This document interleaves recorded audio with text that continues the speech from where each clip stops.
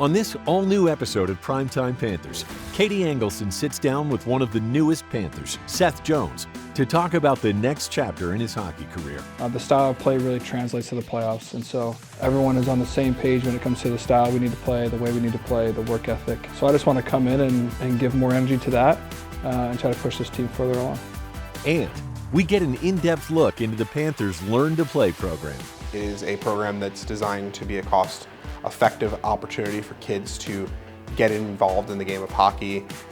Plus, a deep dive into the Florida Panthers Scholastic Hockey League and how it's helping to grow the game in South Florida. It's a great program. It's very well run. The league is great. The coaches are great. There's so much support from the families. All of that and more this week on Primetime Panthers.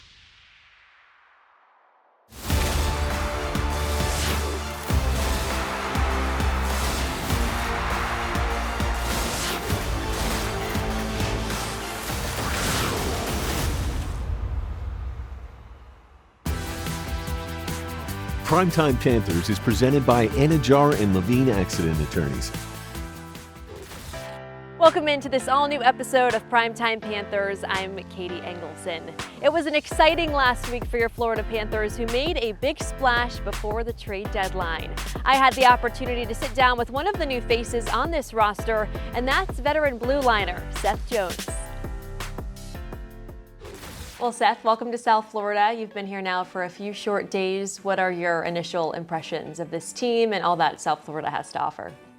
Yeah, it's a lot warmer than Chicago, that's for sure. And the sun's out every day so far since I've been here, and we've had a couple wins since I've been here, and that obviously is the most important thing.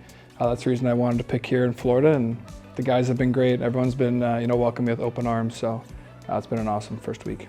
You said that you wanted to come to this team to play meaningful hockey games. What makes you believe that this team has a long road ahead looking ahead to the postseason?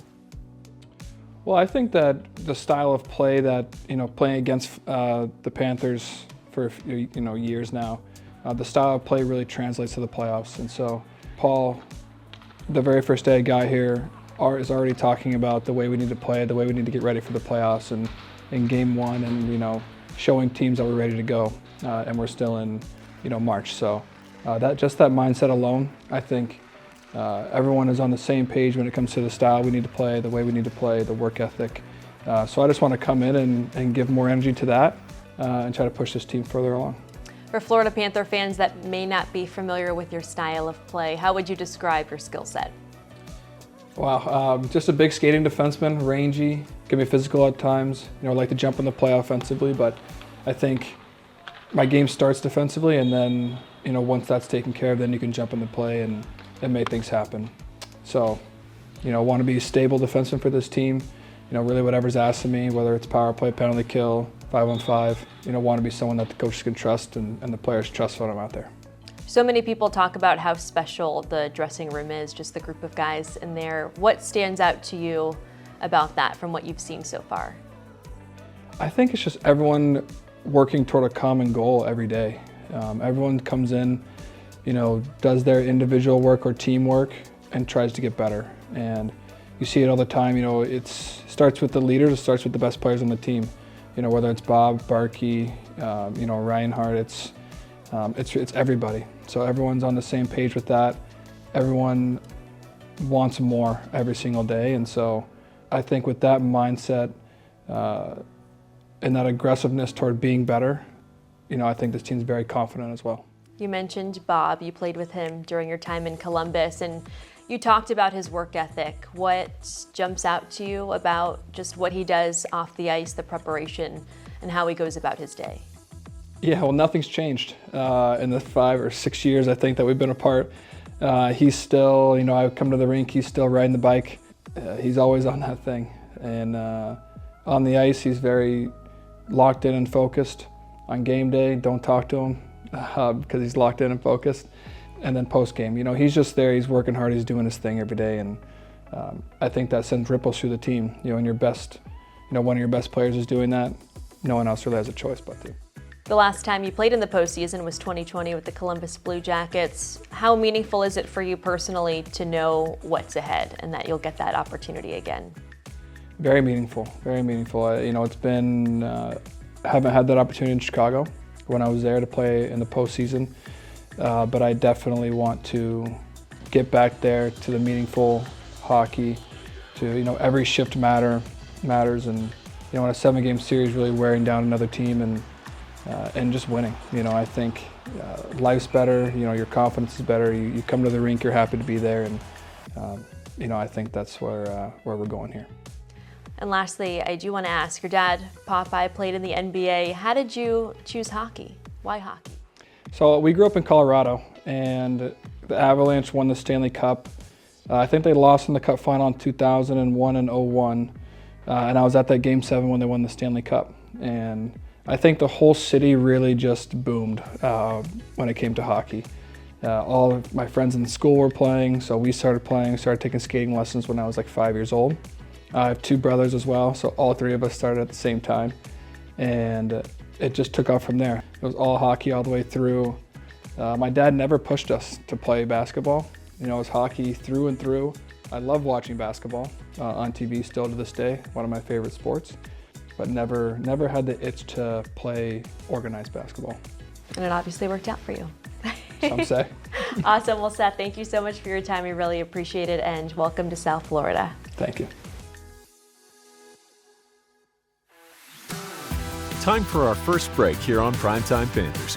Coming up next, we sit down with some of the leaders of the Scholastic Hockey League to discuss the growth of hockey in South Florida. Desire to be involved in our youth hockey programs has never been higher. People are excited about the Panthers. You go into these youth hockey rinks and just see nonstop Panthers stuff. They're excited to watch games. It's a far cry from where we were even just 5 years ago.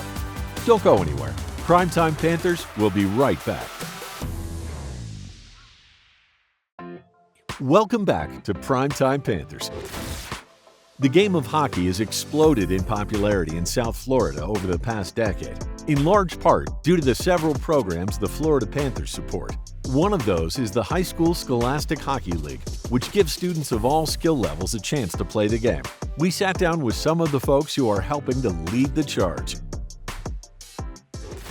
Justin McLean, and my title, I'm just a head coach of the West Side Mutts. Jimmy Gabrione, head hockey coach at North Broward Prep School. Perry, last name Sand, and I'm the head coach at Cypress Bay High School. Joe Muller, I run the showcase teams and elite player program with the league and the development of the players. Jeff Baumel, I've been coaching since 2003. Charlie Gonzalez, I am a league official, senior advisor to the board. Matt Janis, I am the director of amateur hockey for the Florida Panthers and a board member of the Florida Panthers Scholastic Hockey League.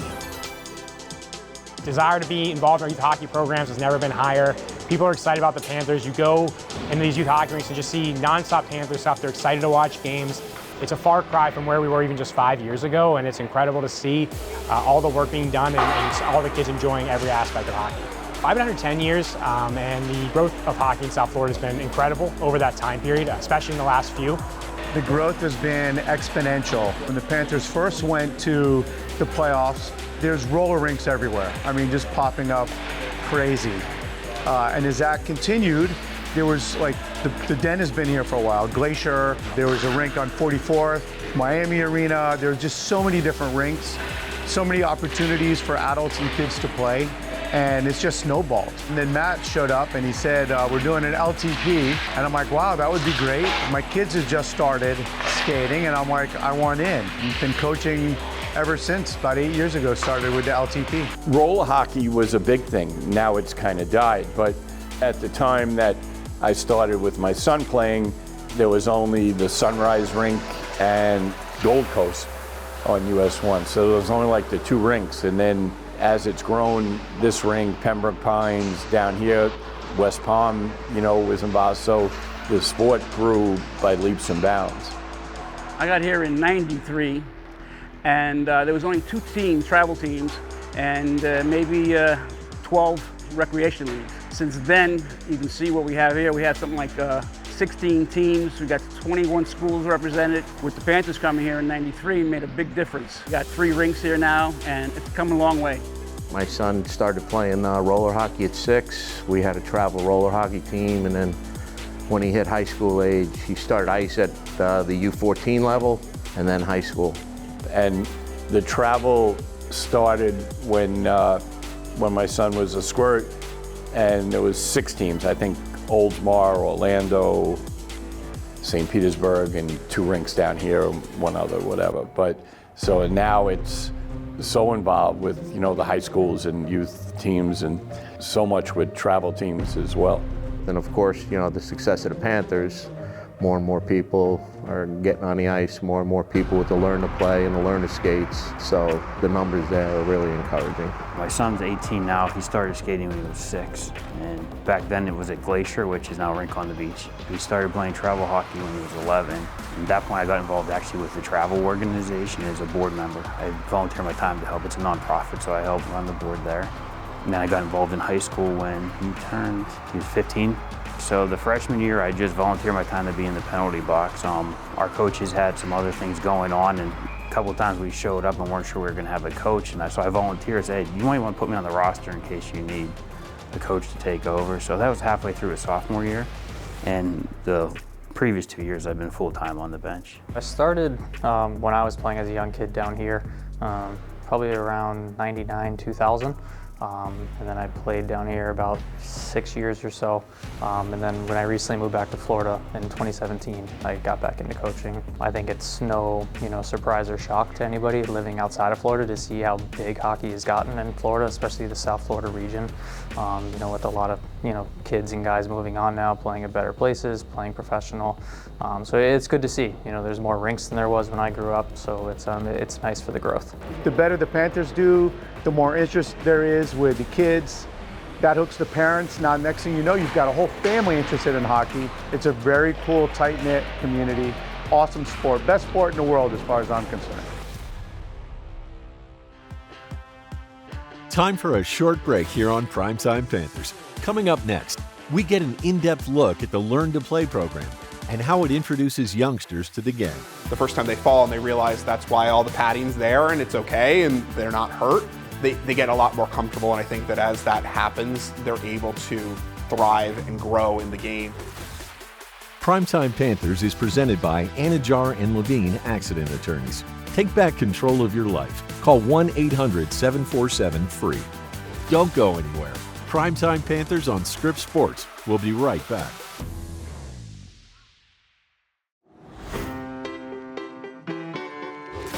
Welcome back to Primetime Panthers.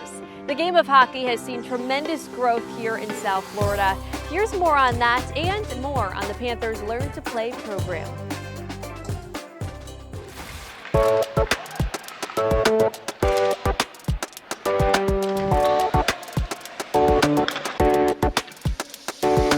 Florida Panthers Learn to Play program was created about 7-8 years ago. It is a program that's designed to be a cost-effective opportunity for kids to get involved in the game of hockey. What this allows families to do is they can now try a sport without immense financial barriers of just $400 for equipment, a few $100s for on-ice training. Now it's a simple fee. You get to get everything. We walk you through the process. We fit you with gear. We handhold the rest of the way, because hockey is a new sport for so many people and so many parents don't know what they're doing. And so Learn to Play really provides an opportunity for everyone to try the sport fear-free and give it their best go without feeling like they have to make a huge financial investment. This is my child's first time because it offers the opportunity for them to learn, and it comes with the gear. Also, they provide the gear. It's a great way for a family to introduce the sport without having to break the bank. It's a really cool moment for people to step on the ice and, try it out, let them see what hockey's all about and hopefully fall in love with it. Miles excited to be here. He loves it. There's a good teamwork and sportsmanship. He loves it, looks forward to come every time.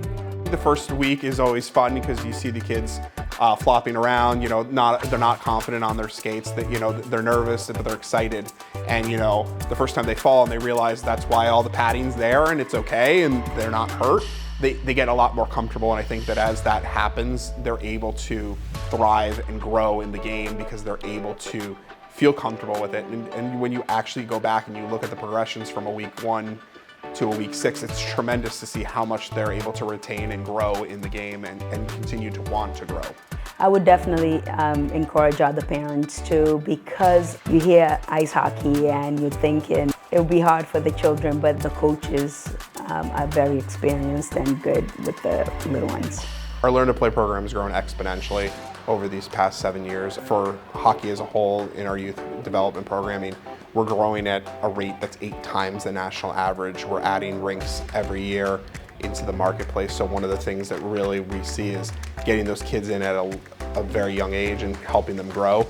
So what we're seeing with our Learn to Play program is tremendous numbers. We had a 13% growth from last year to this year. So it just continues to grow and get bigger every year. Time for our last break here on Primetime Panthers.